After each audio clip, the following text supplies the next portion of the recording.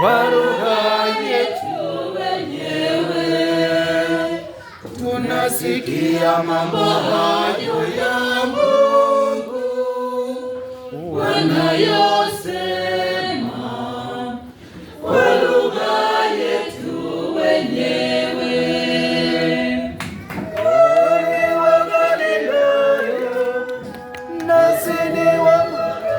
Keki ikiwa imekatwa rasmi kabisa kwa namna yake, keki ikiwa imekatwa na watu wa makabila tofauti tofauti kutoka nchi mbalimbali.